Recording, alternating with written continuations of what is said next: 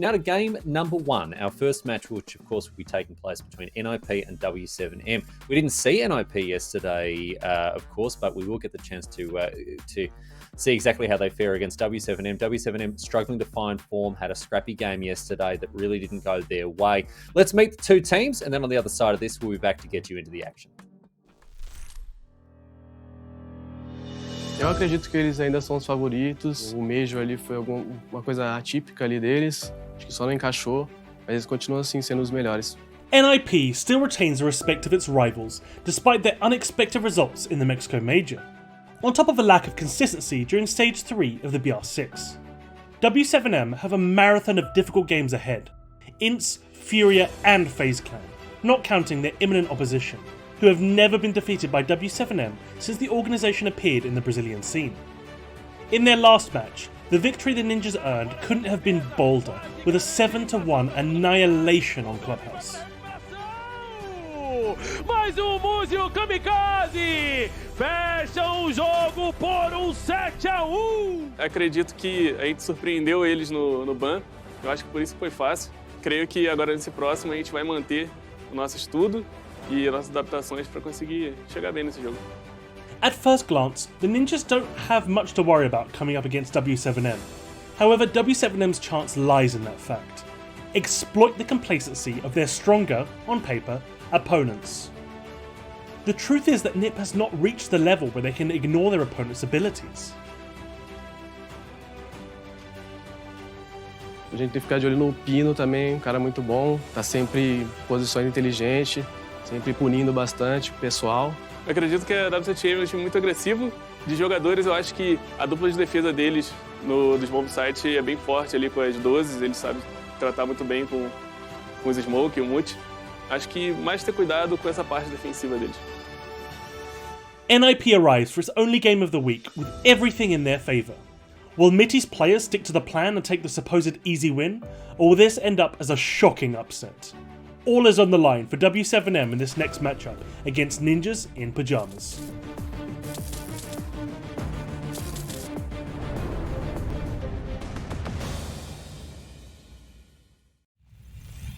Well, there you have it, the teams and their thoughts heading into this match. And, Gio, I think it's fair to say that NIP, of course, the clear favourites here. W7M obviously have got some kind of a game plan, but it's going to be really tough for them to go up against NIP, of course, who are just tried and true competitors. Yeah, I mean, NIP, they're in this weird spot now because they've had a bit of a shaky stage so far, but that was very similar to stage 1, and it was around this time in the stage that they started putting their foot on the gas. So I wouldn't be surprised to see NIP doing the same thing here. W7M, as you say, they've struggled a little bit, and this is quite a monolith of an opponent to go up against. Well, look, let's find out where they're going to be playing. We've got the map feeder ready to go, so let's have a look. And Ollie, you can talk us through what we're seeing here, perhaps some of your thoughts on where we may end up or what these teams might be looking to ban out quickly. Clubhouse, the first one to go. What do you think we're going to see here? Well, kind of surprised to see an IP with the Villa ban. Anyone that's got a memory that'll stretch back will remember NIP to be a very good team on Villa, but them removing it here maybe speaks to a little bit of a lack of confidence. You've got to remember Playday 3. Playday 3, 7-0. It did happen. They've certainly fallen off on Villa, I think it's fair to say. What are we looking at having left here? So Chalet's still in the conversation, as is Oregon. NIP to make the move. That surprises me. That surprises me a lot. The fact that NIP have chosen to ban Oregon. NIP don't play Chalet. They've banned Chalet 21 times. That is by no means anything other than a clear auto ban in their eyes. So the fact that they've moved away from Oregon, which is a map that we've seen them play quite a bit, it's somewhere that, yeah, sure, they've had mixed success there. They've been unsuccessful against the other big three inside of the BR6 on Oregon, but they're not going up against the big three today. They're going up against W7M. So again, is that a bit of a lack of confidence, or are they looking to try and show us something new?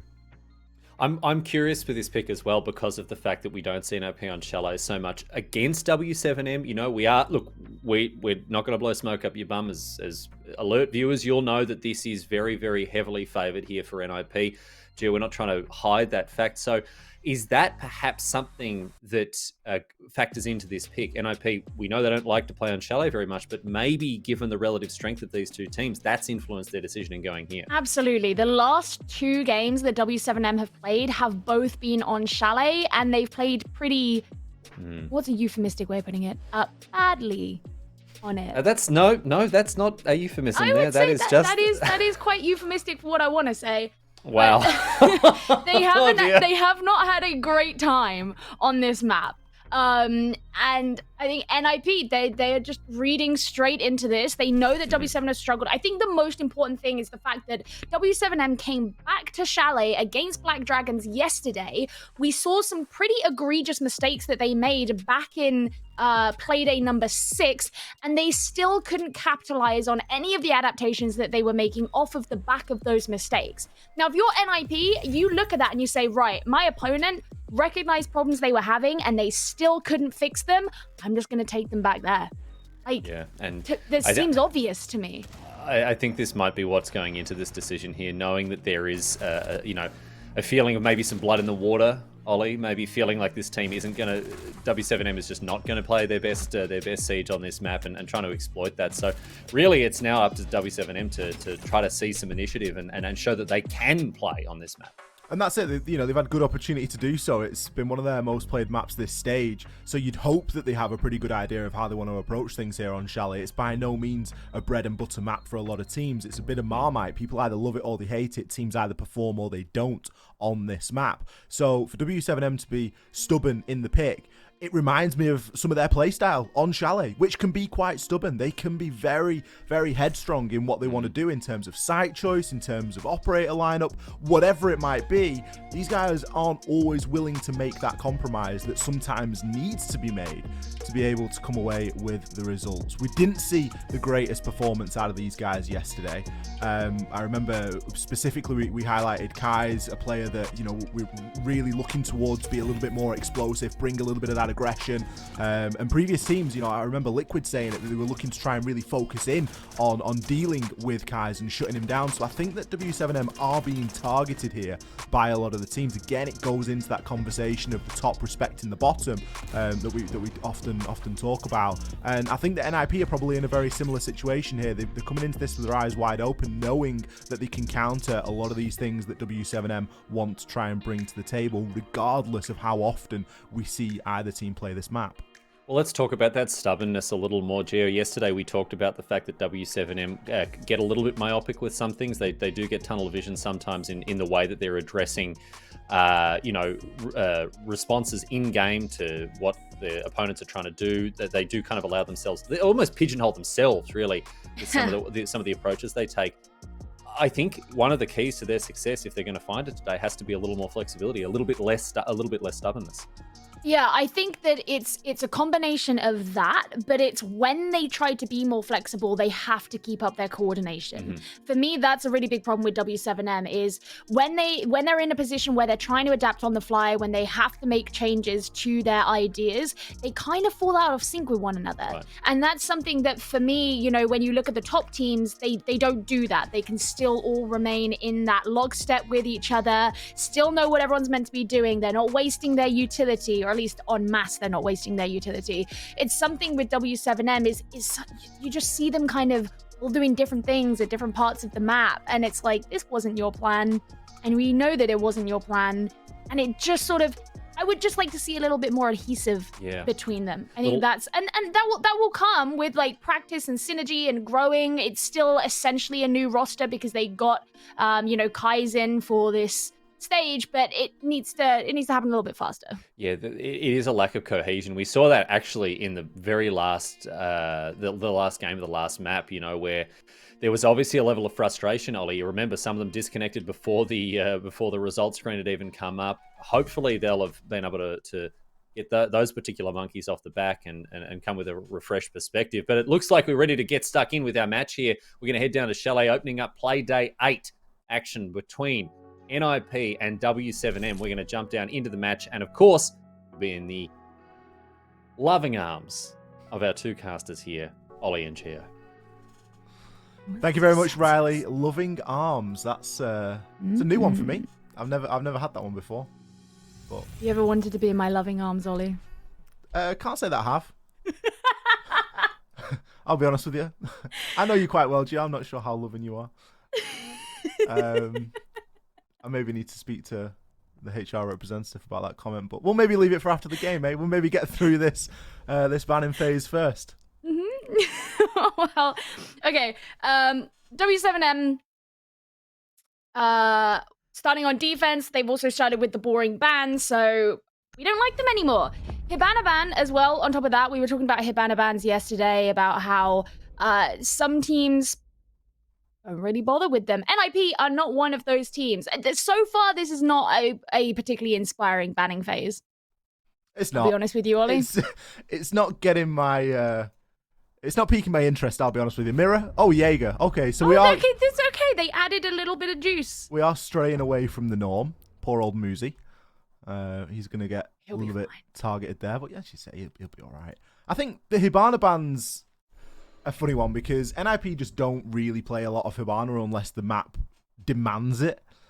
And a Hibana ban on Chalet, like, okay, you can secure some more sort of long range walls. Maybe you're thinking Solarium wall there that you're looking to try and force players to actually actively get in and deal with. But there's still Ace. Ace still exists. So there are ways and means around it. It's not like there's a incredible amount of hatch play to be working with. So we'll see how it influences and how it fares. Obviously, the Thatcher ban is a little bit of a snooze fest. The YMI ban, again, something that we're seeing more and more common at the moment. But let's see if W7M have managed to shake the demons of yesterday. They're starting with our favourite site, Gio. They're starting downstairs in the bar. Actually going kind of normal here. And NIP have decided to bring something which we've seen a number of teams bringing of late, and that is the Nook. I don't know if this is because Alamau did it well and everyone's like, oh, I want to get on that train, or if everybody has had this same idea at the same time through scrims, through whatever, and more teams are bringing them. Now, the thing is, Nook would actually be quite valuable, I think, against this composition that W7M are bringing, because you consider it, they've got a Mozzie, they've got a Valkyrie, they have tons of cameras that they're going to be able to have out and about in the map. If you can get Psycho in on the Nook, evade a lot of that info gathering that W7M will have, then I think that NIP could actually find some pretty fortuitous results from this use. I think that's the big if, right? Because something that we've really heavily criticised NIP for is that opening kill. Or in their case, the opening death. They are very, very unsuccessful in that stat line at the moment. So it really is a question of if Psycho can get himself in. Now, Chalet is a map where there are tons of opportunities. A lot of places that you can enter sort of very much under the radar and plenty of stairs for you to be crouched walking up. So there is going to be a bit of a pressure here on the defenders to keep an eye out for that as soon as they realise that that's being brought. But it really has become increasingly more popular. It's almost a bit like the finger picks that we're starting to see, Gio. It tends to be kind of one or the other, and teams will usually take the chances. Now, Psycho's not really in a very nooky spot at the moment. He's actually on New Balcony, and he's looking maybe to get a bit of a wallbang onto Herds, but it just seems as though he's a little bit concerned about what could be going on underneath. Both players scarily close to one another at the moment. Herds may be tempted for a bit of a run out here. I'm not sure if he actually knows where Psycho is. He's actually maybe going to go for it here. The bait and the switch. He gets away with the kill, but he will be traded. Yeah, he did not know that there were more than one players out on that balcony. So it's unfortunate there, because that could have been a pretty valuable kill for him. But as soon as it becomes a trade, then you have to start looking to the other side of things. That did not go the way that Kai's wanted it to. He knows that there is a player outside of this window. Now he's just going to have to basically sit behind the shield, which is... Oh, I was going to say undoubtedly going to be taken down, but the nade actually caught him instead. NIP come out of that opening exchange the better. 4 versus 2. Panico. I mean, that's the easiest air jab in the world. Who's placed that? Julio, what are you doing with that air jab? That is diabolical. I was wondering. It was terrible. It was in plain sight. Walked up to it. Yeah. It's like the beam was in the way. It was. It was caught behind the little bit of a beam on the wall. Oh, but, I mean, Julio. what do? You shoot it on the beam and he's going to shoot it anyway. It's a lose-lose. You need a new spot. I think you need to identify better air jab placements. Not that it's going to make these a huge young gunners, difference. man, don't know anything. And that's it. That's very rude to say about Julio. He's an experienced player, and we need to give him some respect. And he's going to show us why. Takes down Panico, leaves GDN, 24 seconds left. Not a lot that he's able to do there. Psycho didn't have the impact that we expected him to have on the Nook, but still had a good impact in the round. Got a very important trade and picks up the last kill. Yeah, and I mean, to be honest, even though he didn't necessarily get that kill off of the back of being nookie, as you put it, because he wasn't going in through all these cameras and sneaking around, he actually still got the kill by means of his opponent not knowing he was there, which is rather nookie, I suppose. He could have been Tachanka at that point. I mean, obviously he couldn't. He was on attack, but he could have been Monty Listen, at that point. Ollie, I'm trying to like, you know, piece together something here. I'd appreciate it if you went along with it.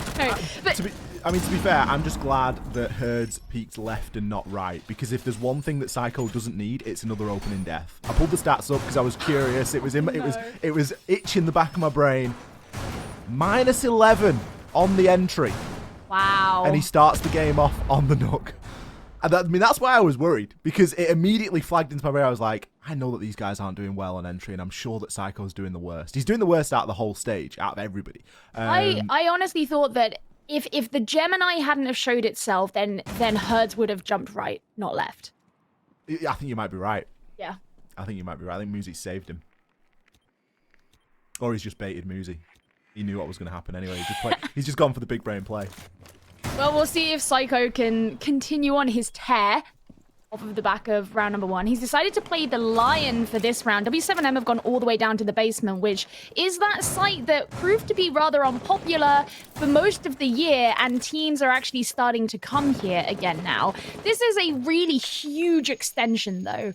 Like, having these players all the way upstairs, forcing NIP to do an entire map clear before they can get down to the basement itself, that's going to take quite some time. It is, and I think the basement's become more popular because defenders are getting a bit more comfortable on this roam. They're comfortable now in extending and really flexing onto that top floor and giving the attacking team something to worry about that's actually quite substantial and worth worrying for. So we'll see how long W7M can hold on here. He is just kind of tanked a little bit of a nade. It wasn't exactly on target, but Muzi first to fall again. Herds, 2 opening kills in a row here. Will be traded 1 for 1 as 2 kills actually come back here for NIP. Psycho getting some fortunate time in there on Herds, right place at the right time. And the roam has been pretty unsuccessful. Not even half the round burnt, but a great kill from Kai as he does shut down Psycho, trying to peek off the back of that EE1D. And maybe not all is lost here.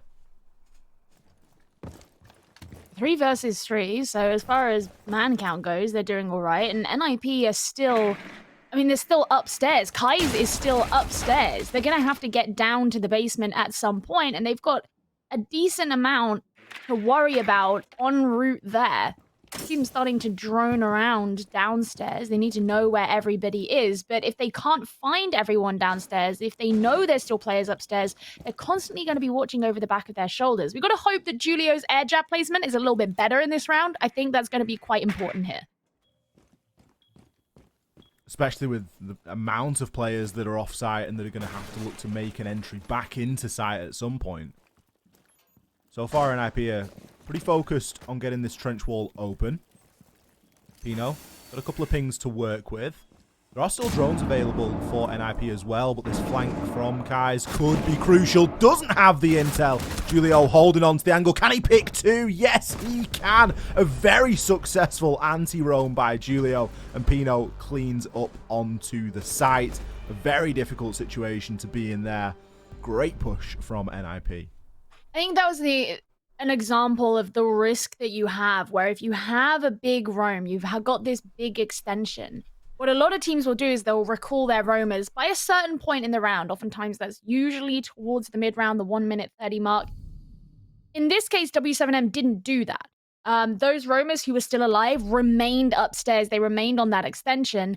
And it meant that by the time that NIP could actually make their way downstairs, they didn't really have anything stopping them when they got to the site itself. And that's why that's hard. Because if they had recalled them and put them down in the site, NIP would have all made their way down there because they knew that their roam clear would have been done. And then they would have had another wave, essentially, to deal with when they actually got to the site itself. They would have had more utility to burn. They would have had more players to try and bring down. And because those 3 players would have been together, they could do things like hold crossfires and actually challenge the angles that NIP would have to pass through. So it was a gamble that didn't really work out for W7M, and I'm wondering if, if they go back to that site, that is something that we'll see change when they get there.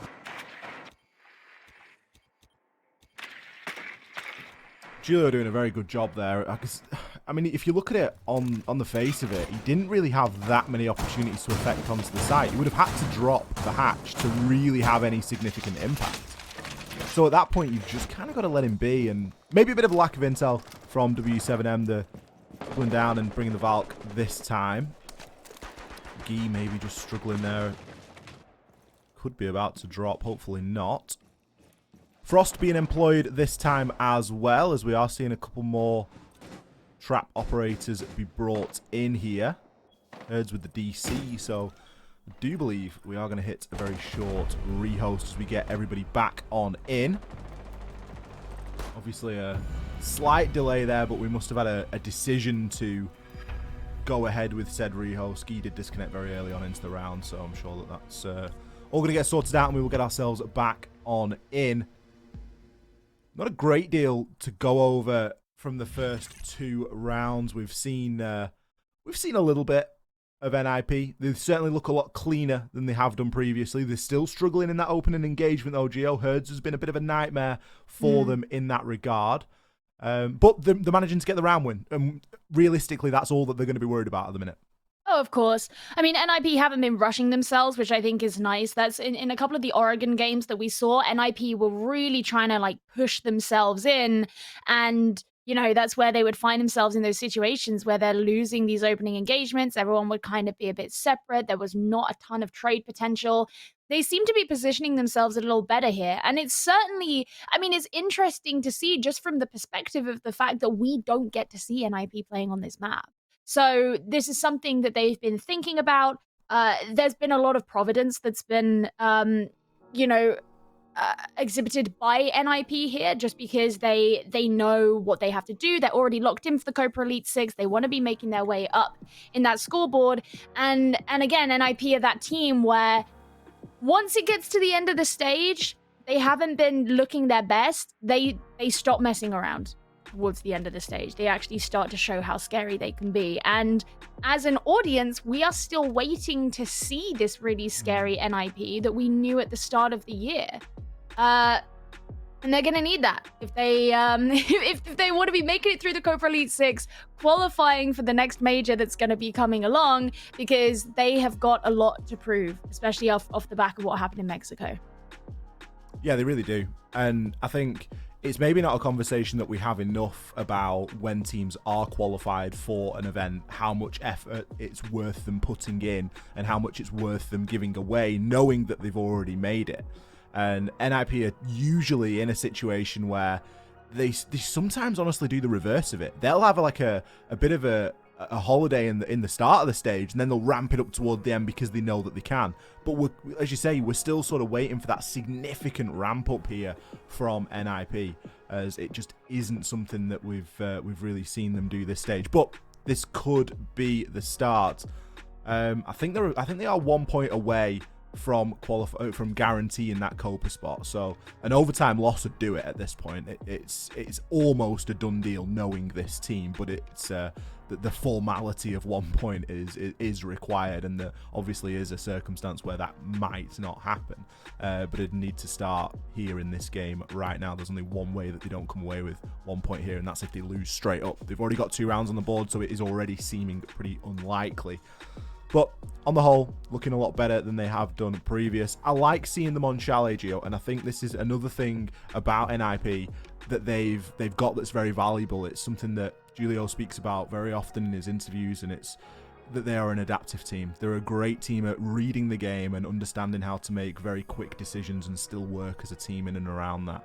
And I think regardless of the actual map, as long as they've done their homework on their opponent, they're going to have a great knowledge of how they want to play Chalet, and they can just then work through those adaptations. And we've already seen it in the first couple of rounds that we've witnessed, so I'm sure that it will continue on through.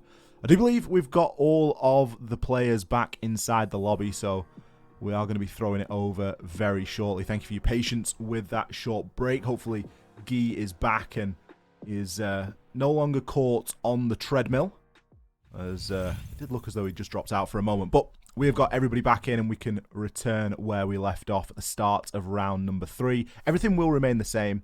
We're going back down to the kitchen. I think just another thing, you know, off the back of what you were saying with them being really adaptive and it being nice to see them on Chalet and how they're performing here, you know, going back to the point I made in the pregame where they've basically read into the fact that W7M have struggled on this map. But NIP are also a team that do not like to show things if they don't have to.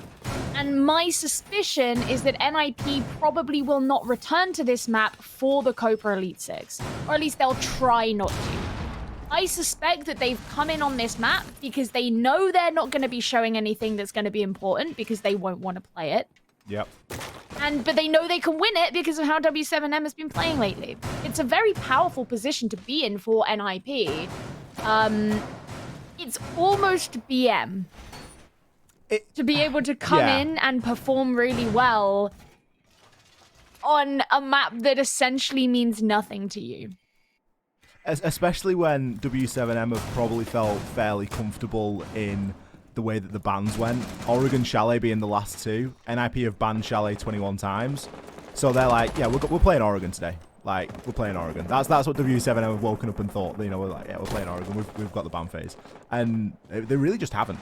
And NIP have got that recent information, and they've got an understanding here of how W7M wants to play it. And they are saying, yeah, we're still a very good team at adapting. And that's what they're aiming to do here. So far, it's worked out for them. They've been able to pick up the first 2 rounds. As we enter into the kitchen site now. Herds again. He's 3 for 3, Gio. He's doing pretty well. Doing pretty well on that. And Psycho. The fact that it's Psycho, dude. But also, with the E1Ds, if you bring an operator like Lion, it's because you want to have that gadgetry available to you for a decent chunk of the round. You're going to be relying on it. And those E1Ds are now gone. You know, that's an operator that you take up a slot that could have been someone else. Now, Herds is still holding pretty far forward as NIP get going here on the office. Whoa! What is he doing? Wow, what is... Okay. I mean, they knew that he was going to do that. Maybe a bit gung-ho. Probably a bit too ballsy. And NIP can now get the office wall open. I mean, it's a 1-for-1, but a Valk with a Nitro cell's worth more than a pretty careless run out. I mean, it's not a short distance there. And obviously with the immediate indication now that there's an opponent outside, it isn't something that you want to be doing. Guy challenging on the breach as well. Picks off Muzi, pre-fires onto the second. He's actually got a ping to be working with here, but Julio holds the angle. Kai's is going to be the player that falls. There's more information for Julio to be working from here. The drone's really providing a lot of value for NIP. And an advantage that was sitting fairly comfortably with W7M has now flipped. 3 versus 2 in favor of NIP here with quite a great deal of time remaining.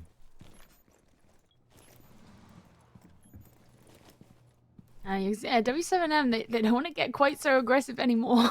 I think suddenly their tail is tucked between their legs a little bit. Panago, he wasn't even getting aggressive. He was just walking out from behind something. And now it's all on GDN. Out goes the Toxic Babe canister. He only has 1 left. And I think there is some limit to how much that is going to deter these last 3 remaining players of NIP. They're going to get their way inside the site. Don't even need to bother about planting as Kamikaze finally finishes him off. Julio's really popping off today. That's the second round that he's had 3 kills. We saw it in round number 2 when he was out on the roam again. He's just dominating that Nomad role. I'm a little bit bittersweet about the Herds run out, honestly. I love the confidence, but To put your team in that advantage and then immediately just nullify it and remove it, it's just that level of aggression that isn't required. You know, we've seen how Herds is in this opening engagement. He's put his team in an advantage every single time. NIP have won every single one of these rounds, 4 versus 5.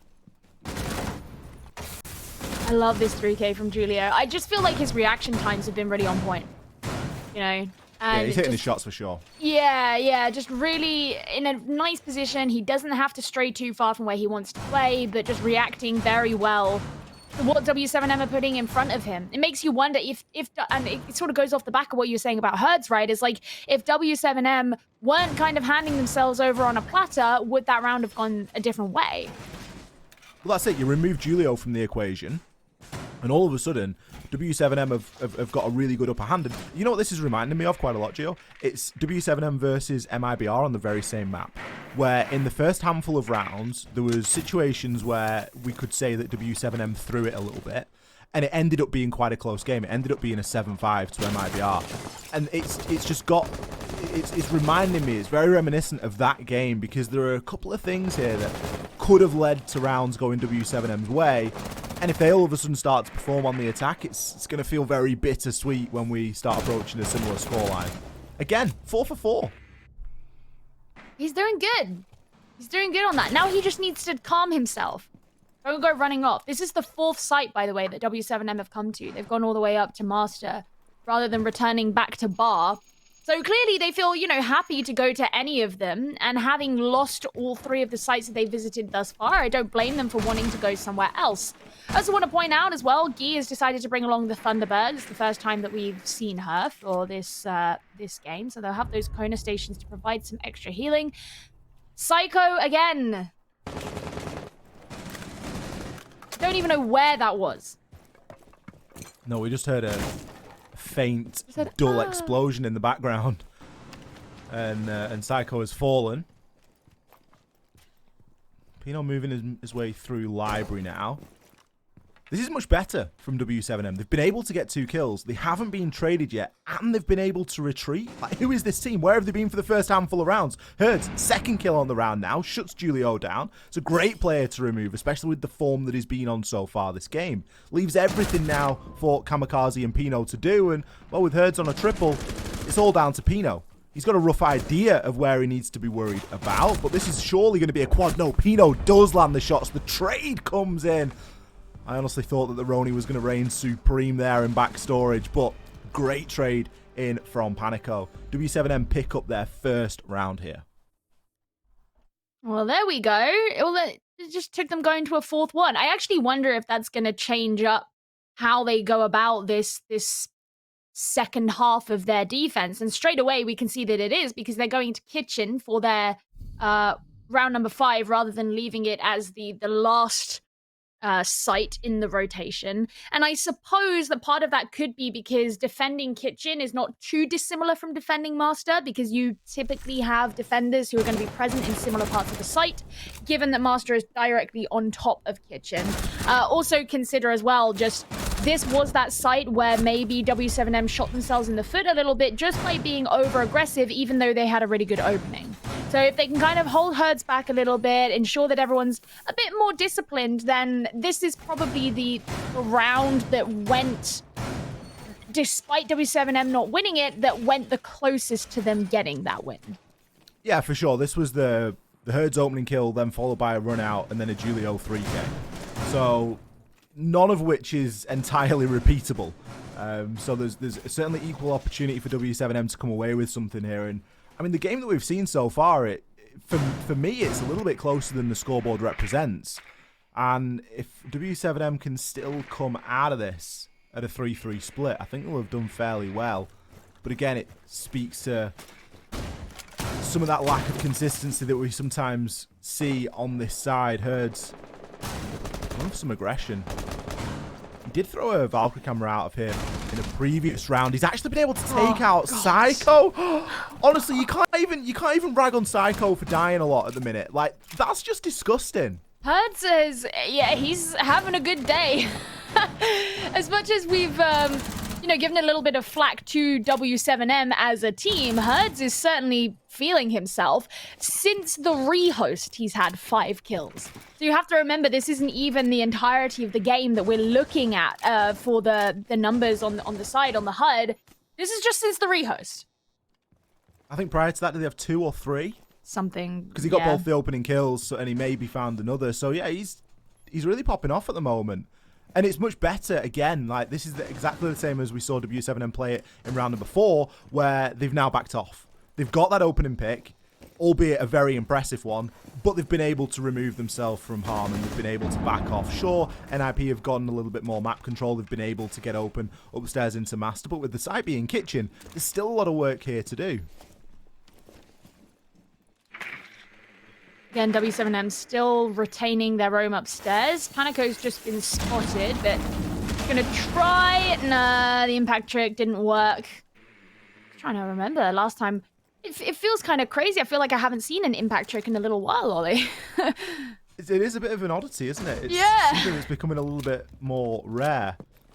This is semi-worrying for NIP. They haven't had a kill in... Are they 2 rounds? Have they had like 1 kill in 2 rounds? We got Pino with an exit frag in the last. So yeah, it's 1 kill in 2 rounds at the moment. As W7M are looking to hit him with another flawless. Panico rotating, getting himself back upstairs. He could run past a corner station and juice himself up if there is one available. Muzi and Kamikaze again, so much work to do. Muzi's just been entirely shut down this whole game so far. We haven't seen him have any opportunity whatsoever. With 40 seconds left, drawing out the basement. Looks pretty desperate, Gio. I mean, they're going up against the full team. W7M is still well dotted around the map. Pyes misses his shots. Kamikaze's going to try and go for it, but this 1 versus 1 is not looking particularly clean, as Kamikaze is now lacking health more so than Kai's is. He's going to have to be a bit more careful. Not only was that his life, but it was also the diffuser. Muzi is pretty damn far away. We do hear an air jab go off in the distance. 10 seconds left. It's scary to see W7M pushing Muzi here. He finds 1, he finds 2. But fortunately for W7M, the time will do the rest. They recognize their errors.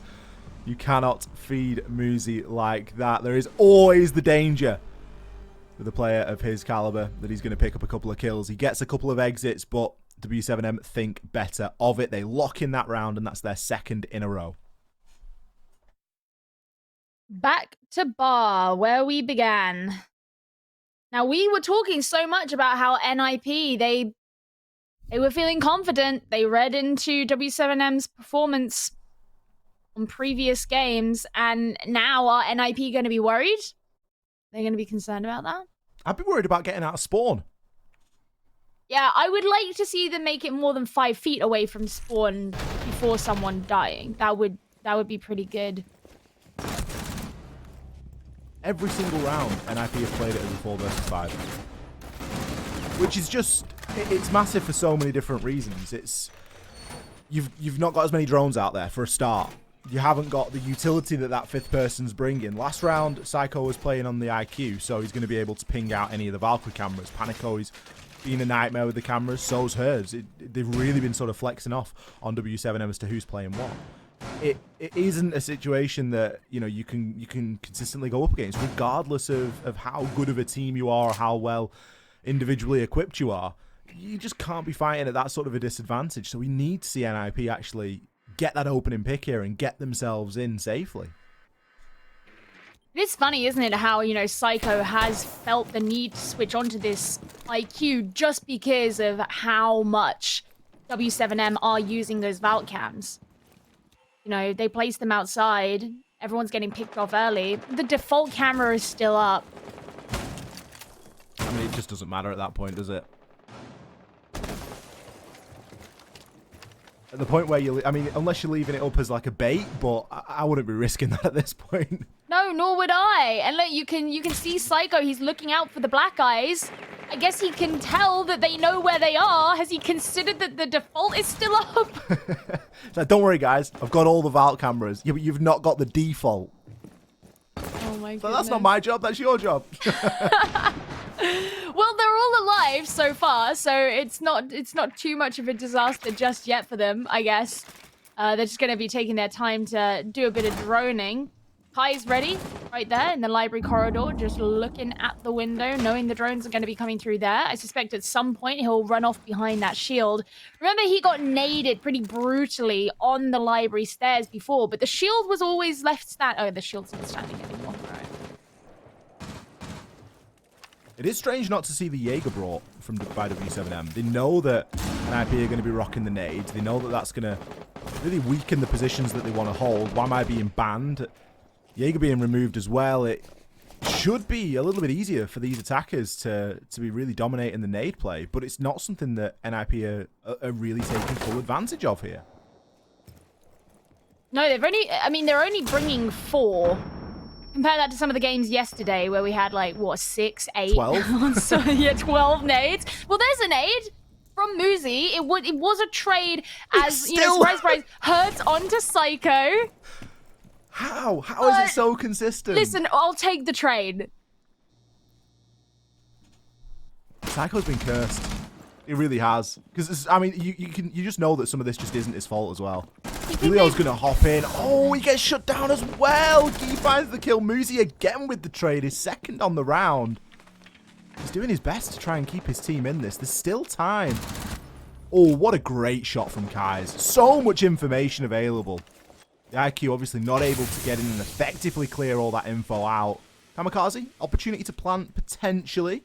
Doesn't really have the cover. Pino's going to be playing outside in the corridor. Gets himself into an engagement and gives the game away. Kamikaze, he's like a sitting duck right now. There's not a lot he can do. He knows as soon as he goes for the plant, he's going to get swung. Pino picks up the first. Gi on that rotation. GDN is able to down Pino in place. And the push comes on through. Final 2 kills ring on in. W7M managed to hold on there. Some great shotgun play. Oh, NIP. What is happening here? 3-3 at the half? Man, W7M, they're getting close to beating how they did against MIBR. If they'd have played like this against MIBR, that wouldn't have been a 7-5, that game. Well, that's the thing. That's why I was saying it reminds me of that game. Because there's rounds 1 and 2, there's a couple of occasions there where you can genuinely imagine it going the other way. You can genuinely imagine W7M coming out at honestly a 4-2, a 5-1 here with the way that they've played so far. They've given so much away, it's untrue. And yet they're still level. All right, well, the sides are switched now, so maybe this is an opportunity for things to change. I would say that historically, the attack is usually the side that NIP have struggled with. Whether that was because back in the day they were too slow to get anything done. They made big improvements, though, in Stage 2. But my point is just I'm trying to derive some optimism for this half. This could be the half. NIP swing back in. They're going to be starting things off on Kitchen. Very interesting here, just seeing what W7M have. Typically, to go on Kitchen, you would bring a Thermite. They've decided to bring an Ace. Now, I'm curious, do you think they were expecting to go to the top floor? Not sure. Maybe the Hibana ban is playing into that, and GDM is thinking, well, we'll bring the Ace because we can breach from a distance. So potentially. But like, if you're thinking about like breaching the office wall and breaching the dining wall, why do you need to do it from a distance? I was thinking more the solarium stairs if you're going to go for that sort of take and you want to throw in from the windows. Well, that's why I was curious if they thought that maybe they were going to the top floor, because that's also where I would assume that you'd want to play a long-range hard breach, but that's usually a take that you would do if you're attacking onto Master as opposed to Kitchen. Maybe been debated a little bit. I guess we'll find out. I mean, by this point, they'll know. Kais is playing a bit of a risky game here, isn't he? And Hurts on the Jackal. Could gather some footprints here. Will choose to do so. It's going to give the game away that there's a Jackal in play, but, you know, it'll be relatively safe in the site. I say that. No. Hurts has actually found him. Where has he found that kill from? And why did Pino move so much? He looked really safe. There was like reinforced walls, like non-destructible surfaces. He looks like he was golden. Well, this is the thing, isn't it? I feel like you can sense this idea that W7M have kind of gotten in NIP's heads. Yeah, rent-free. They're just like chilling out, having a little party.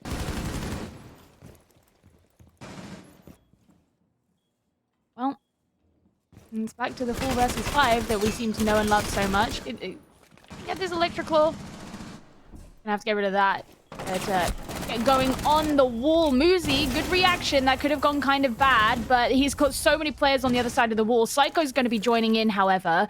So now they're starting to bring down these players of W7M. The man advantage has shifted. NIP can probably breathe something of a sigh of relief at this point, just knowing that this is the first time in some time that they've been the safer team. It's the first time since the rehost that Psycho's found himself a kill, so I think it's only his 3rd on the game as well. He got a couple in round number 1, so good to see a little bit of a change there for NIP. And Nade going to sail on in from Panico. It will remove the shield, but Psycho isn't deterred. He's able to put some shots on in, but will be taken down. Panico picks up his 2nd as Muzi swings in carelessly, and the balance has been shifted. W7M retake that man advantage. 22 seconds left to work with. Vertical pressure is in play, but there aren't too many holes in the floor. It's going to make things very difficult. GDN not quite getting caught inside of that gas. Julio playing at the bottom of West Main. He's got a chance at making something happen here on the flank. Will he be able to find any? Yes. Grabs one onto Panico. The diffuser still in the hands of GDN, though, but it will be going down. Julio picks up his 2nd onto Guy. Will this plant be confirmed or not? The answer is no. Julio, fantastic off-site presence there. Julio has been the MVP for the stage, NIP. in my opinion. Yeah. Absolutely. He seems really in tune. He's really on point at the moment. He knows exactly what he's doing. Very adept. Just compared to what's going on elsewhere, it's not that NIP are completely out of their minds or anything, but the things that we know all these players to be really good at is what they haven't been showing up at as much. You know, even someone like Muzi not playing badly, but compared to statistics he's put up in the past and the ways he's played in the past, doesn't feel like he's there. For example, Psycho, another example of that. Julio is the only one that really seems to be like right there where he should be. Yeah, he's head and shoulders above the rest at the moment. He's 6-3, as we mentioned, pre-rehost, a couple of kills knocking in and around there. Muzi's a slow burner. But we think of his 6-4, a lot of those were exit frags. I think 3 of them at least have been exit frags. Whereas you think of Julio's kills and they've all been impactful. It's been multi-kills that have won the round for the team. So there's a bit of a difference to sort of distinguish between those two there. But I mean, that's a 3v1. That's a round that you oughtn't lose as W7M. They really need to knock that on the head fairly quickly, because it's not going to take very many of those to slip before NIP get a sniff of a lead here and a win that they'll very quickly look to try and convert onto. So W7M just need to be mindful of that. Can't be losing your 3v1s.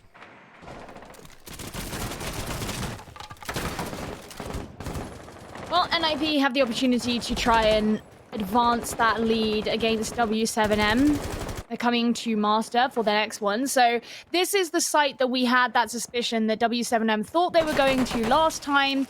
They're bringing a very similar composition this time to what they did before. They've actually decided to stick with the Nook instead of 6-picking off onto the Jackal, which is what they did in the last round. GDN staying on the Ace. Now, this Mirror was a 6th pick. They actually teased the Cap Can before that, which was an interesting choice. But you can see they're just trying to open up this mirror window down from below.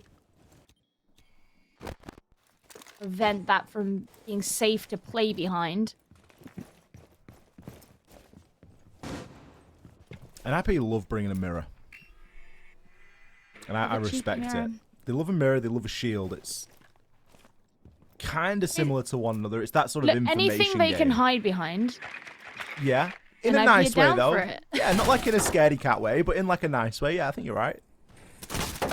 Herds. Oh. I mean, this guy's been on fire, by the way. It feels like he's had the opening kill in every single round. I stopped tracking it after he had like 5.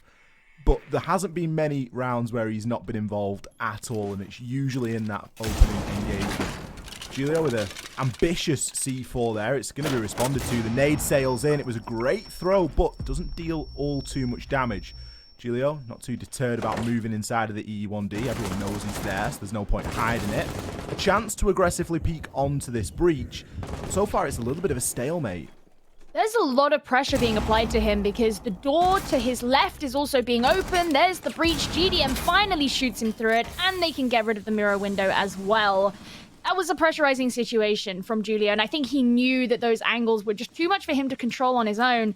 Now Psycho's trying to figure out where he can go, but he could also be snuck up on from behind.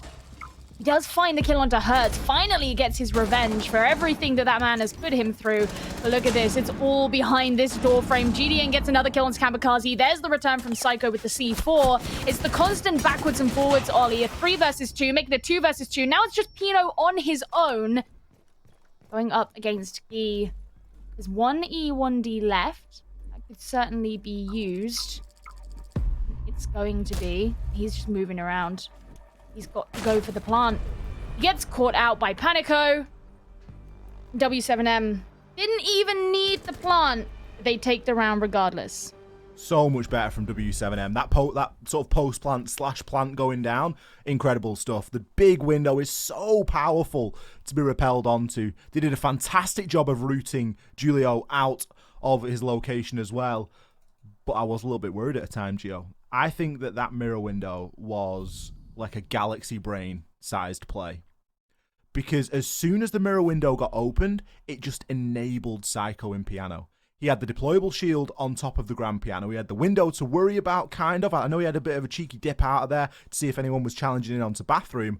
But the line of sight that gave him through the mirror window, through the breach, through the window onto the balcony, he had everything going for him there. I think the NIP have played that mirror window in an attempt to hold early, and then when it gets taken late, as it is inevitably going to be, it gives such a nice line of sight for them to work with. Unfortunately, it didn't work out. It was a very scrappy round. There was a lot of back and forth and a really big to and fro, and Pino just getting caught out in the end. Certainly a big play from NIP to bring the mirror and to try and hold it as aggressively as they did.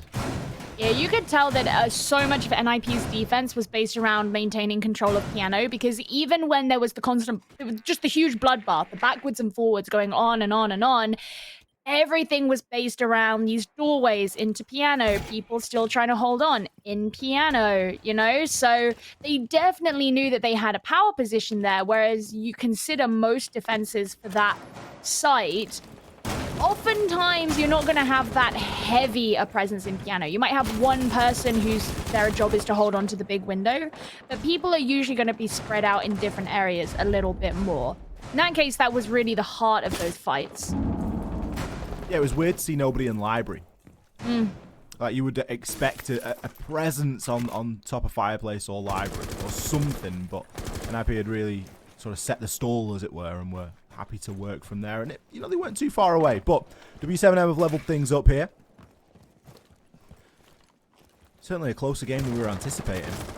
I guess some of the cracks are starting to show in the sort of lack of NIP play on this map, and just how much W7M have played it. That sort of experience is really carrying them forward, especially in some of these early engagements. But we'll see how this roam goes.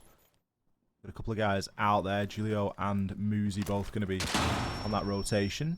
It's an expensive way to get rid of a Banshee when you're not being pushed, but Herds feels it's necessary. Yeah. It happens. E1D is going to be coming out. These players from NIP just don't seem to be all too afraid about moving during an E1D, which, fine, I suppose, to an extent you negate the power that it has, but you are giving away some information in the process. A nice little drone there. I'm not entirely sure that Psycho knows he's being watched. He's going to have to leap over the side as the nade comes in for him. That means that that's some pretty valuable control that's now been given up by NIP. That's the big danger immediately. As soon as I see players moving, when the line scan's going off and we know that there's so many nades available and no catches, no Wamai, no Jaeger, I think you're going to get naded. And I think that Psycho's maybe gotten off quite lightly there. Kaiser's got an angle on into the site.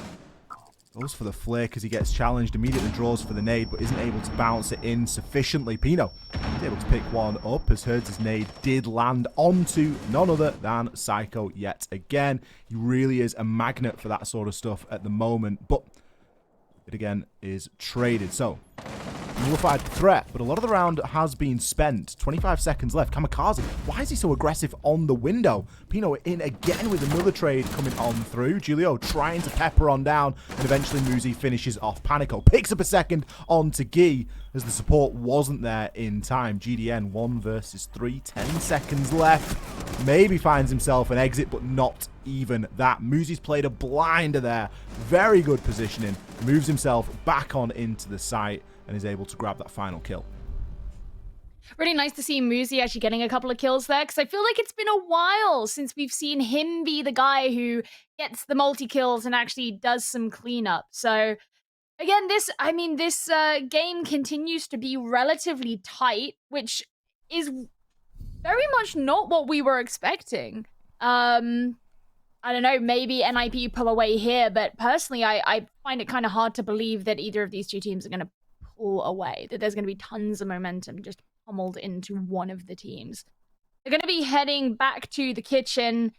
NIP won this round last time, but it was very close. It was Julio coming in with the pistol, denying the plant in kitchen in the last moments. It wasn't a super definitive win.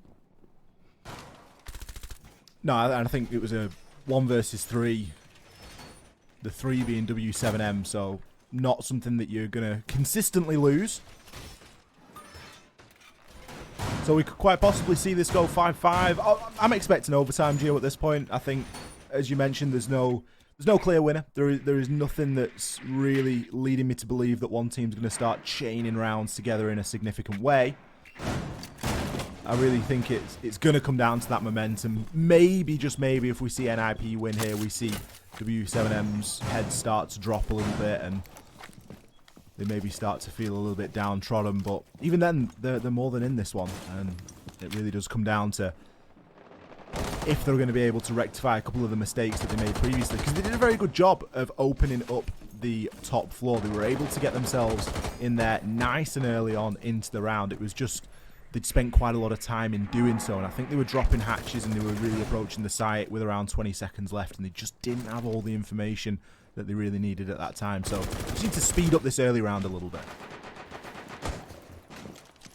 Well, no kills been taken just yet, so already it's an abnormal round. There's a bonus round for Psycho. He survived 50 seconds. Now he survived 50 seconds. Oh, man. It's so mean. I don't know what it is, though, and it's worth bringing up because I genuinely just feel like he's having a bad time of things. Like, I don't think that he can constantly be finding himself this far out of position. Like, some of the nades, and some of the C4s as well, they've just been a little bit unrealistic. Yeah, I think that's a fair assessment. I guess we don't know what that could be if there's an external factor, but you know, it's them to work through. They managed to get the exothermic charge down onto the wall. Herd's also throwing in a nade as well, seemingly to open up a softball, perhaps. Could have been to play some utility. Either way, the route into office is open. Kais is making his way in. We're over halfway through at this point, so they seem to be doing okay for time, but still having not got any kills, I feel like we're creeping closer to another situation where there's just going to be a lot in a very short space of time. Yeah, I think you're possibly right, and the biggest problem with not getting in nice and early is that you don't have any knowledge of what's going on the actual site, because Panico hasn't been able to get in, he hasn't been able to use the sledgehammer, there's still a ton of C4s available for NIP, so there's a lot of unknowns at this point, and it's going to become more and more difficult to deal with those unknowns. Kamikaze gets himself chunked down and actually forced out there. Julio going to be playing at the top of West Main along with Pino. Herds has been exceptional in this opening pick, and he gets it yet again, this time onto the smoke player. If there's anyone to remove, it's going to be the smoke. That's going to give you a load more time, and the execute is flooding in here. Herds picks his second before being traded. Muzi grabs himself a double and is now the last player standing. Still limited time remaining. The nade holding him off for the time being. How has Kai's been able to cross that? Now getting himself locked into engagement. Muzi dumps half the mag, misses every shot. Kai's comes in with the cleanup, managing to find the kill eventually. The plant going down this time. W7M leveling things up here once again. Also, unless I'm mistaken, so by all means correct me if I'm wrong, that is the first round where a plant has actually gone down. I think correct, yep. Yeah. I'll take that one. It's taken 10 rounds to get there. Yeah, there have been attempts. There have been attempts, absolutely. But it has taken that long for a plant to actually successfully be put down. And I think that's a testament to how close a lot of these rounds have come. The fact that many times has a plant been attempted and never actually fulfilled.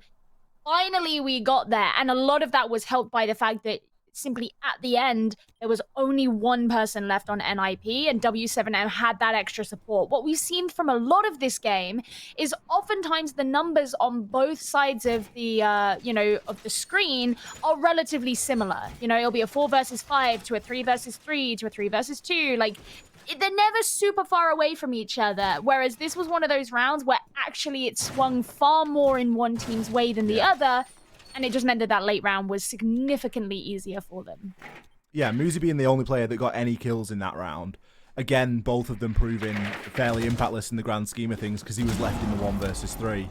I mean, Julio's probably looking over at him and going, what's the problem? Just get the kills. Because Julio did exactly that on the very same site, but the positioning wasn't quite there. W7M did speed up that execute, and they were able to very effectively take out those players. Herds opened things up with 2, which was really just the start of the flood, especially with the 2 that he was able to remove, the smoke and the echo. So lacking that information, lacking that denial, lacking that area denial. Good to see such a clean execute from W7M. And something that you mentioned earlier, Gio, was that coordination. Oof. I mean, we can't pass over that without mentioning that. Kai's, he's managed to sneak one away from Herds at this point. The opening kill's still going in W7M's favour, but onto Kai's this time, not onto the usual suspect in Herds. But going back to the coordination, Gio, that last round was a really good example of it. Mm-hmm. Yep. No, I totally agree. And it's you know, there comes a point where if this is your 3rd time in a row playing this map, you've got to, something's got to click at some point, right? And maybe NIV just came in at the bad timing for that. W7M probably conceded that they were just going to be playing Chalet forevermore, and they might as well just become amazing at it. But, you know, it's good. It is really good because that was my biggest fear for W7M. And maybe just partly because of the way that NIP play, they've just built their confidence in this map. Just some of the plays that have been happening. Julio's going to have to escape there because he took a ton of damage. W7M holding onto that snow door. They have been playing these entrances way better. Like windows, doors, whatever it may be, W7M have been doing it significantly better than NIP. That said, Herds will be the first from W7M to fall, followed up by GDN, and now we're getting back into this back and forth that we've seen so much between these two teams. Much closer, with the diffuser surrendered outside of the breach. It's not going to be an easy one to collect. Psycho can keep a fairly keen eye on that one. Pino maybe gets himself into an engagement here. I wonder if Guy has any information. Looks though he's still concerned potentially about somebody from above. The diffuser has now been recovered. It's in the hands of Kai's. And oh, Pino does get caught looking the wrong way. And it's actually a collat as Kamikaze gets wallbanged as well. Such unfortunate timing. Psycho left in the clutch. No C4. Plant now going down. And we all know that this is one of the most difficult sites to retake on. You've got the vertical to worry about. You've got the main stairs to worry about. And you have outside of the breach. Psycho, tons of angles to check. Is he going to find the first? The answer is going to be no. Kai's plant and a kill there to close things up.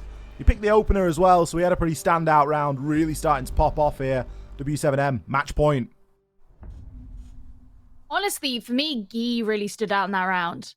Really good positioning. Yeah, great. And after NIP got their 2 kills onto W7M, it was Guy who got the first kill after that. Then Guy got those next 2 a little bit later on in the round. What was it, with a C4 or something? And yeah, really influential for W7M in that round. And now they just need to pick up this next one to be able to take the victory in regulation time. Now, it's interesting, Ollie, because we were saying NIP basically locked in for the Cobra Elite 6. They only need 1 point. That's an overtime loss. Now, that could, of course, still happen, but they could come away from this game with 0 points. I need to apologize because I may have said something like, I mean, it's going to be words to this effect, but a phrase I like to throw out is a done deal. And maybe it's not so done. Maybe. Yeah, because it's because I misspoke and I said they're already locked in, but that's just because I'd misremembered the graphic. Yeah. I'd looked at Liquipedia and I'd been like, oh yeah, NIP, because the top 4 teams are locked in currently. Only spots 5 and 6 aren't. And I looked at it and I was like, oh, NIP, they must be in the top 4. Like, yeah, so they're locked in. They're locked in. No. and they might not be still after this game. I mean, you know, luckily for them, they're far enough ahead in points that I think it's highly unlikely for them to not make it. It's still a formality that they need 1 point. Yes. Well, it's not a formality, it's a fact that they need 1 point. But it might not come out of this game, which, I mean, anyone would think it's a top versus bottom. You know, W7M, they're sitting at the bottom of the table. You would think that this is where they'd find that 1 point from. Now, there's still a chance, as you say, that W7M close it here. That could be it. We might have to wait another week. All right, well, let's see if NIP can actually take it into overtime. They've changed things up a little bit. Frost, Mozzie, Alibi. The whole gang are here. This is definitely the Frost site. Smells like desperation. They won this site back in round number 9. Ooh, there's the Candelas. It's a terrifying sound. They're going in. It is, isn't it? Oh no! Oh, the frost trap! No, caught inside of the Pogmat. Oh no! What's happening? What is happening? Oh, it's messy. They want to go to overtime, dude. They're not gonna let this happen. That's the diffuser. It's all on Kai's now. Oh, I think W7M got a little bit overconfident with that one. Now he's just precariously holding on to this angle. It's unfortunate because they did this yesterday as well, where they really tried to throw the kitchen sink at it, and I don't believe that they were in a situation where they really needed to here. Frostmat was huge. Kai's is guaranteed dead here. He's going to stim himself up and give himself a second chance, but he's going to be going up against Julio, and today Julio has not been missing. If he's in the conversation, he is hitting his shots. He's even got live ping info there to assist him. Bit of a throwaway. NIP are now guaranteed. It's a throwaway that's denied W7M 3 points. Which would have been huge. W7M are the team that are most fighting relegation. So 3 points would have been big. Yeah, I'm not sure what that does in terms of them now. I don't know if anyone else is actually in the conversation for being in relegation based on that. There might be too much of a disparity. We'd have to check and have a look at that. But certainly, W7M would have greatly benefited from a full 3 points there. NIP have guaranteed that spot in the Cobra Elite 6, though. They are guaranteed 1 point out of this now, whichever way it falls. Whether they get the win, they'll get 2. If they get the overtime loss, they will get 1. W7M back on the defense here. I think NIP are the team that have really had to fight for this, and could quite easily be sat here congratulating W7M at this point on a big win against NIP. But just 1 or 2 little things that haven't really worked out for them, a couple of misplays that they've made, it's cost them to this point. There's still the potential for a win, though. It's just so painful knowing that you could have denied that to NIP, but now it's inexorable. That is like there's nothing W7M can do about that now, and they've got to go into these upcoming rounds knowing that fact, knowing that they could be in a worse spot in terms of potentially being relegated, knowing that they could have taken this map off the world champions, knowing that they could have held NIP back. It's just so painful. I do want to point out something else that's painful, though. NIP, they're back on the attack, and they've left one of the defaults up outside again. I mean, they're guaranteed now, Gio. They can leave defaults up. They don't want to be giving that away as well. Jokes aside, let's see how NIP choose to approach. They're going to have to go for that typical full clear, get themselves in onto the top floor, take into master and office. The site being kitchen. It's heavily fortified from above. Psycho's still sticking with that spawn point. I would have thought he'd have switched it up after being heavily targeted there. I think it's fair to say. I think Campfire is maybe the safest spawn on this map. You get a nice big boulder in front of you that you can't really be peeked from anywhere. There's obviously dangers as you approach, but yeah, I'm impressed because I played this game for some time. I don't think I know the name of any spawn other than if I had to name a spawn on this game. Was it on Cafe? You've got one called Christmas Market or something. Yeah, that's about it. Christmas Market or River. Yeah, I didn't know there was one called River. Well, the big river. I just pick this. I'm just like, I want to go to that one. Give me that one. Yeah, exactly. I'd say that that's pretty impressive map knowledge, if I do say so myself. See the pings coming out here, so the information definitely being gathered. NIP aren't rushing into anything, which I like to see, but again, we're in that position where we're over halfway through the round. No one has been killed at this point. Very slow round, all things considered. Yeah. There we go. Cursed Pino. it. Yeah, we cursed it. Pino finds the first. Uncharacteristic with the way that this game has gone so far that NIP actually get the first pick, and that could bode quite well for them here. Still got a fair job to do. It's almost like NIP have entirely changed approach here. They're going fairly flat. They've not really paid a lot of attention to that top floor. It looks as though they're just going to try and approach. Muzi getting chunked down. Kai's more than in position to challenge onto this. He isn't really being pushed from anywhere else. Maybe needs to be worried about the potential nade coming in, but can get himself safely into the corner. The second nade is going to be dodged out as well, and Kai's can just continue to watch onto this single window. 14 seconds left. Your strategy has to be a little bit deeper than a single window, guys. Come on. Kamikaze eventually makes his way through, but falls to the C4. Psycho, he's been able to pick one up onto Gi. GDM with the shotgun in the clutch. 1 second left, finds the kill. I thought the time was going to do the rest, but look at the reactions here. Good lord. I mean, that is exactly the risk that happens when you are too slow on your attack. You don't set things up well enough. As you said, you're going to need something deeper than just moving in through a window. It is still a choke point. And you could tell the pressure that NIP were under, given the nade, not the nade, sorry, the C4 that came sailing through and killed Kamikaze. He tried, in the time that the C4 was traveling through the air, he knew it was there, we could all see it. He tried to secure the kill because he knew that he was going to die anyway. If he tried to shoot the C4 out the air, he was going to get shot by Kais. If he did nothing, he was going to get shot by Kais. The best option he had was to try and kill Kais while the C4 was coming to him, and he still didn't manage to do it. There's so much pressure on NIP because they left it so late to do anything, and they hadn't really sufficiently set up their route forward. It was a mess of a round. Yeah. there's nothing else to say. It was it was a mess of a round. W7M back onto the match point, this time in the overtime. Back onto the attack. Let's see if they can chain two together here. It hasn't happened all too often throughout the course of this game so far. But now maybe the time. Fortunately for W7M, they haven't picked a Ying. They also maybe a little bit more aware of the frost mats this time, because that was something that really caused quite a problem. There was two of the most terrifying sounds that you can hear in Siege in that previous in the last round of W7M attacking.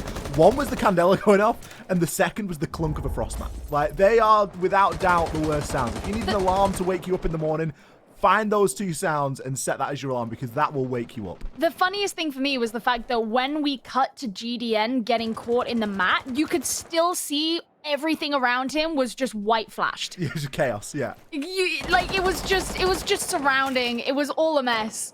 But yeah, I hope that W7M are going to be a bit more vigilant on their push in, and you can already tell they're not making any kind of rush. They're going to play this actually properly. They have the opportunity here to finally close things out. I think that's going to be weighing on them quite a bit, just simply knowing what they essentially lost by not winning it out in round number 12. It's the story of W7M's year, essentially, is that inability to close it out when it really matters. But as we've said, it's all about improving week on week, and still with the chance of being able to come away with a win here. It'd be a massive confidence boost for them, even if it is coming at the end of a stage. Just because they're in relegation doesn't mean that they are going to be out. C4 there, beautifully played by Pino. He's timed that to perfection. He's waited until Kaiser's got himself in. He's effectively deployed the C4. What a nade! Herds, hello! Great nade through onto Psycho. Removes the shield as well. But Pino, once again, in with the trade. Takes Panico down. Shows us the little wiggle. He's feeling himself now. His confidence is brimming here. As NIP again are fighting against this match point. Again, trying to hold on to this angle. Muzi's not going to be getting himself in the way. I think that's a good decision. Muzi has had some unfortunate engagements on windows so far, but it'll be Julio. Get the next guy. So GDN, he's learned. He knows now. You got to shoot the ground when you jump in through the window. It's just him and Herds remaining at this point. In goes the nade. And the hatch gets opened up. Now that angle is going to be held. Pino, who's been feeling himself a decent amount in this round, still playing on the library stairs. 30 seconds remaining. W7M, they're going to have to probably make this drop together because it's going to be very hard to push through everybody else if not. But Pino getting shot in the back, I don't think he was expecting that one. Kind of gives himself away a little bit there. We're going to see a hatch drop come in, but Herds is taken out before he can even hit the floor. Kamikaze dishing out the damage there. GDN, he is going to suffer the same fate. Kamikaze picking up the last two. The time was running short. NIP have patiently executed onto that one. A great round from Pino. I think even the fact-finding that he was able to do in those final few seconds, even though he died, was probably pretty valuable for them as well, especially after his initial contribution. And here we are, Gio. Maximum overtime on what, let's be honest, we were all kind of anticipating to be a fairly quick day. Were we? I think that was the murmurs in the camp. We were like, yeah, it's a David and Goliath day. And look at where we are. Game 1. I'm just saying, some people got a bit mad at me when I asked today, when I showed up for work and I said, do we think today's going to be a quick day? I wonder if we have any disgruntled producers who think that I've cursed everything. I'm not sure. I don't know either. I can't hear anything in my ear, by the way. No. Just there's no sound coming through my ear. Anyway, W7M.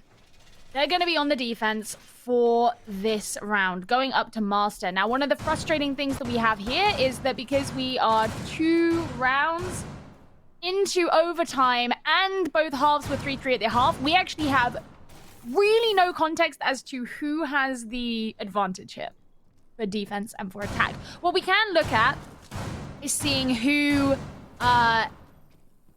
or when W7M were on their defense, how they did defending this site. They only came here once and they won it. And looking at the notes that I've written beside it, I've written Herds, ! And then drawn a smiley face. So I'm going to go ahead and say that Herds did pretty well when they were defending this site before. So that's the win condition. Was the smiley face the borderline spawn peek onto Psycho? Probably.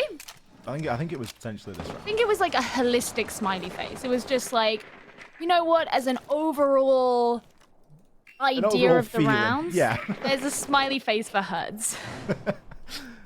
You'd give him a sticker if you could. Yeah. He's the star pupil.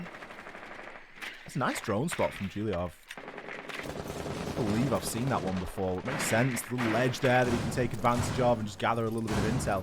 Might actually find himself a kill off the back of this. Just needs to bunny hop the drone once more, but the opportunity has since passed. The drone being removed. He has been potentially given away there. Panico, what are you doing? Don't do it. Do not do it. You might have the bionic arm. You might be able to destroy the barricade in one hit very quickly, but you've got a long way to go. There's going to be a player above as well. I get too hungry. Kamikaze knows. Look at him. He's looking on the right eye. He's like, Sector 7, Dare Sector you. 7, in the garage. Dare you? In the garage, he's in the garage. He's peeking now, Quick, quick. Panico's looking over at the other screen like, yeah, he's still there, the default up. Are you sure they're not baiting us? Are you sure? I'm going to go for it. No, is he looking? Is he looking? Should I go for it? Should I go? What are they? Just do something! Do something! Do something! Oh, come on! Well, Herds and the smiley face are not going to be returning for this round, evidently.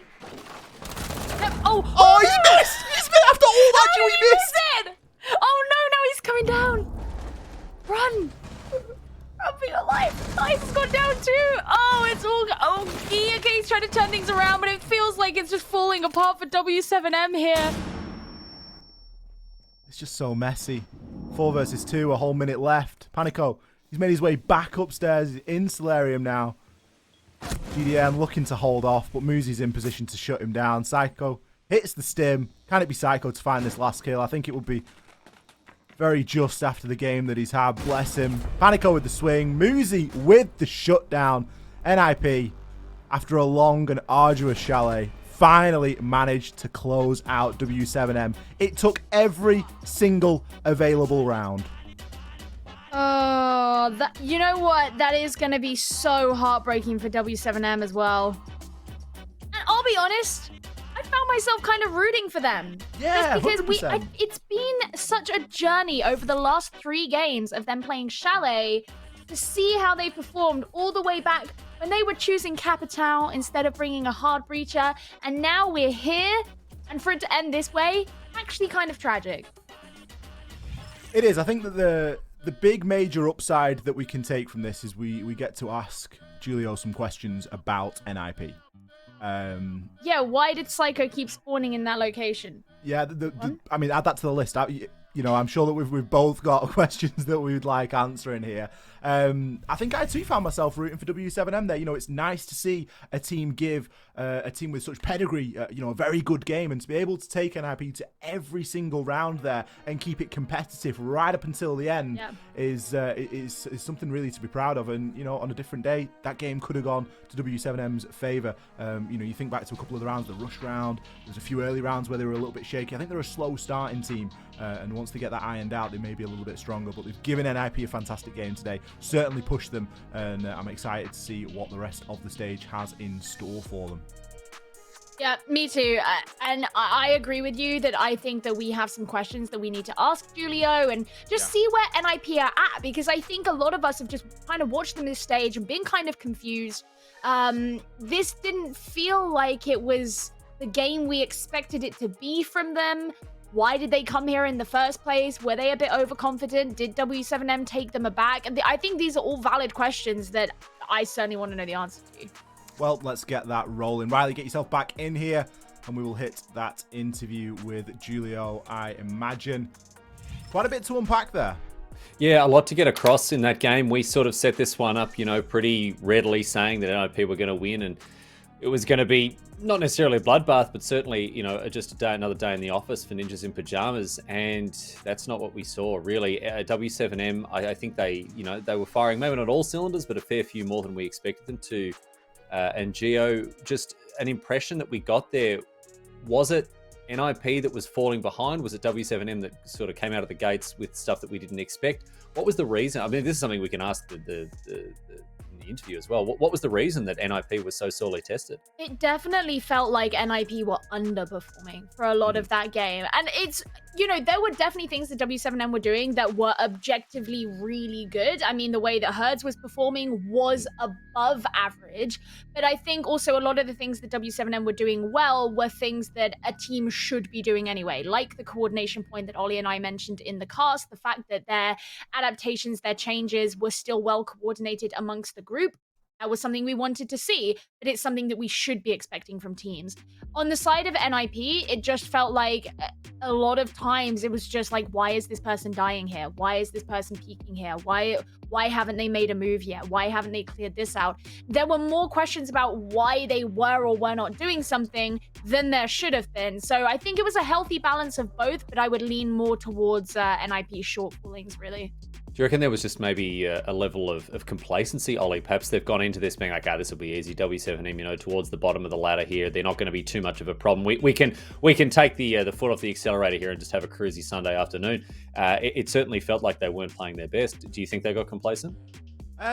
There's potential that they did, you know, and we could maybe even look as deep into the map pick as to where that complacency starts. The fact that they played Chalet, the fact that they've banned it 21 times in only the last couple of months demonstrates a severe dislike for this map, and they don't want to play it. So the fact that they took W7M to a map that W7M are very, very accomplished on in terms of how many times they've played it, they've shown us some great rounds there. They've not always got the win, but they've shown us some great Chalet. It does start to beg that question of, well, you know, we're just going to go and brute force this, and in NIP fashion they do get the job done. They secure the 1 point that they need, but it wasn't something that was entirely in their control, and I think that's the worrying thing. A different day, W7M just making honestly 1 or 2 different decisions, and that game is entirely different.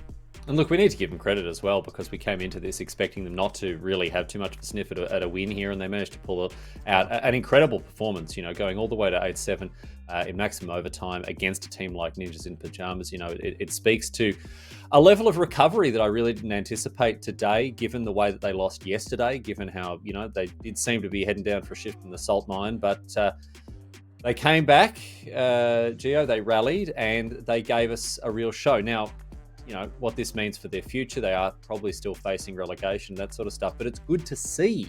It's good to see that they've still got some fight left in it.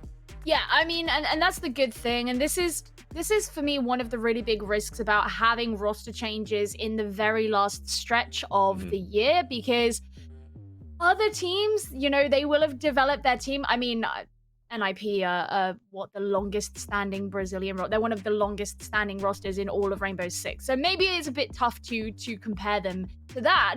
But the point is that having roster changes this late in, it's very tough to properly synergize and develop that in the short time that you have. Whereas if W7M had this roster from stage and a half ago, maybe they wouldn't be in this position. But my point is that they, regardless of where they're going into relegations, they need to still be developing, because A, they want to be able to get themselves out of relegations, and B, whatever happens after that, whether they stay in or not in the BR6, they still need the team to be as good as possible so that they have the hope of coming back in the future. So they do have reason to fight, and they're going to have to continue showing that, even if they've ended up in a spot right now that they don't want to be in. Looks like we're going to be able to head into the interview now and have a chat with the victors here with Ninjas in Pyjamas after that, well, very close call between them and W7M. So let's jump into it and see what they've got to say for themselves here. And we'll be able to chat now with Julio, who thanks very much for taking the time to join us. Yes, we can hear you, mate. Thanks very much for joining us here. We're just discussing here at the booth, we're talking about the fact that you really got tested. W7M really gave you a real game here. So, you know, what do you feel lucky to have gotten away with that, or were you feeling confident even going into maximum overtime? I think they play really well. We are qualified for Elite Six, so we are trying like different maps, different strategies. You know, now is the time to try new things, and that's what we are doing now. Like play new maps, try new strategies. You know, to get 100% for Elite Six. Julio, something that I wanted to sort of focus in on early was the sort of opening death statistic. Obviously, it had quite a big bearing in the game and how it went. It's something that you guys are really consistently struggling with Is there anything that you guys think is specifically, contributing to that? Like, is there a problem that you're experiencing in the start of rounds that's causing you to go down so early? Yeah, for sure. It's hard to win a round when you get open F in the early. But yeah, they were playing really aggressive. Some picks they were successful, but like some picks like 50-50, he's picking, you're gonna try your luck, on attack. So you have better weapons, so you try to kill him, but sometimes you die. But yeah. Given kind of how this stage has gone, going into the Copa Elite 6, which you've obviously now qualified for, so congratulations for that. Do you think that it's going to be the hardest Copa Elite 6 that you guys will have played so far this year? Because, looking back on stage 2, you guys were on fire, and it just seems to be like it's been a bit of a harder stage for you. Yeah, for sure. Not because we are not playing that well, but all the teams now are really, really strong. All the 6 Brazilian teams that will go to the Elite 6 are playing really, really good. So I think it's more because of that, for sure. Well, Julio, look, mate, thanks for joining us. Congratulations on snagging your spot at the LATAM League Finals. We're looking forward to seeing more great stuff from NIP. Well done beating W7M today. Thank you, guys. See ya. Interesting to hear there that this was a bit of an experimentational pick for them. It was an approach where they're, trying out new things, trying different maps, different strategies, whatever else. There does go some way to explain, some of the decisions that they made. But they sailed close to the win there and only just brought it home by the skin of their teeth. But we'll see more of them, of course, next week. Right now, we're going to move on to our second match. It's coming up in just a few moments. We've got Ints versus FaZe, and we do hope to have your company as we continue our coverage of Playday 8. Stick around, everyone, on the other side of this break. We're going to be setting up and getting ready for game number 2 here on BR6 coverage.